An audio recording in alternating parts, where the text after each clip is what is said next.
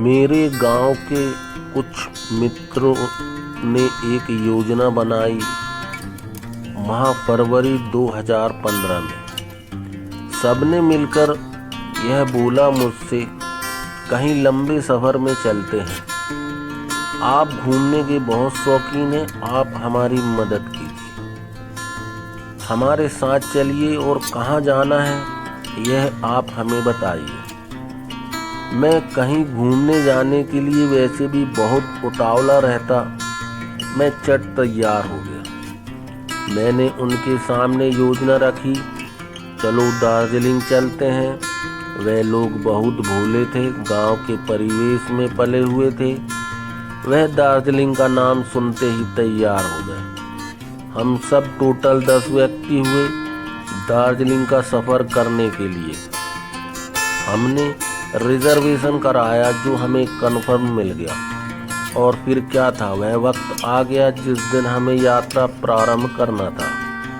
हम चलने के लिए दार्जिलिंग की यात्रा पर नागपुर से कोलकाता की ओर जाने वाली गीतांजलि एक्सप्रेस में हम सब अपनी अपनी सीट पर बैठ गए।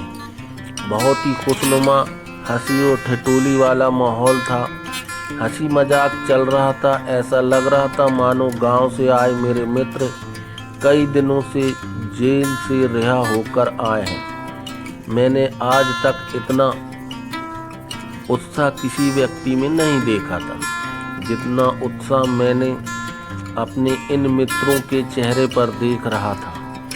उनमें से एक मित्र चलती हुई ट्रेन में बीड़ी का बंडल निकाला और बीड़ी पीने लगा। फिर क्या था, बवाल हो गया।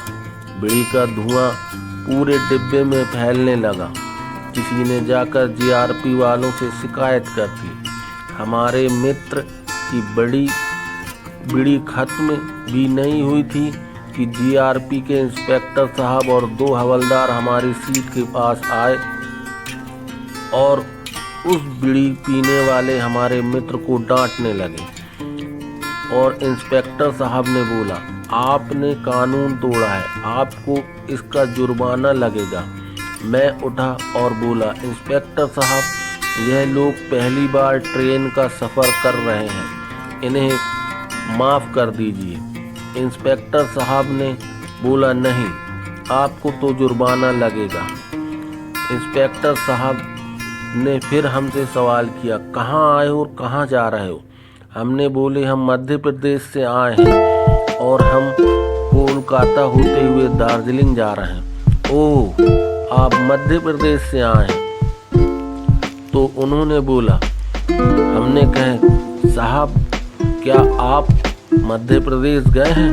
तो उन्होंने बोला कि मेरी मध्य प्रदेश से बहुत प्यारी सी और खूबसूरत सी याद जुड़ी है। मामला कुछ ऐसा है कि मध्य प्रदेश की लड़की से मुझे इश्क हो गया था। मैं उस शहर का नाम नहीं बताऊंगा, नहीं तो वह लड़की बदनाम हो जाएगी और गांव भी बदनाम हो जाएगा। बड़े आशिकाना मिजाज के लग रहे थे इंस्पेक्टर साहब।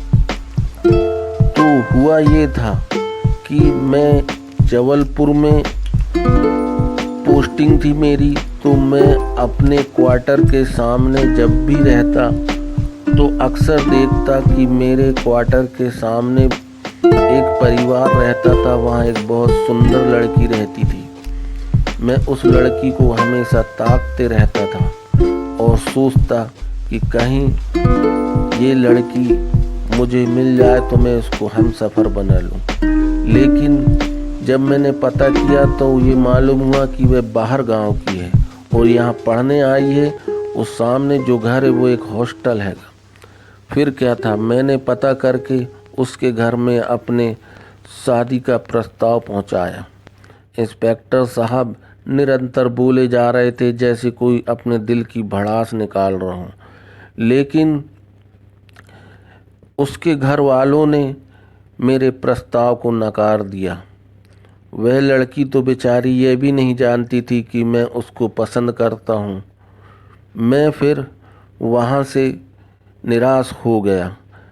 और कुछ दिन बाद फिर मैंने क्या देखा कि वो लड़की उस हॉस्टल में रहने बंद कर दी और कहीं चले गई। वो लड़की आज भी टीज बन के मेरे दिल में चुभती है, मुझे उसकी याद आती है। चलो तुम मध्य प्रदेश वाले हो और मेरी मोहब्बत के प्रदेश वाले हो, इसलिए मैं तुमको कुछ रियायत कर रहा हूँ, कम जुर्माना लगा देता हूँ, लेकिन दोबारा ऐसी गलती नहीं करना। हमारे को इंस्पेक्टर साहब की दरिया दिली देखकर खुश हो गए और उनकी मोहब्बत की दास्तान सुन के हम दुखी हो गए और इस तरह उन्होंने हमसे थोड़ा सा जुर्माना लिया और हमको माफ़ कर दिया। फिर मैंने अपने मित्र से वो बीड़ी का बिंडल उठाया, ट्रेन के बाहर फेंक दिया। तो दोस्तों, हमने अपना सफ़र जारी रखा और कुछ पल बाद हम इंतज़ार करने लगे कि कब कलकत्ता आएगा और कुछ घंटों के सफ़र के बाद सुबह 11 बजे थे और कलकत्ता आ गया। तो दोस्तों, ये थी हमारी पहली ट्रेन की दास्तान, जो हम मुलाकात किए एक आशिक मिजाज इंस्पेक्टर साहब से। उनकी अधूरी प्रेम कहानी हमने आपको सुनाई। आपको हमारी ये कहानी पसंद आए तो लाइक और शेयर ज़रूर करें। धन्यवाद।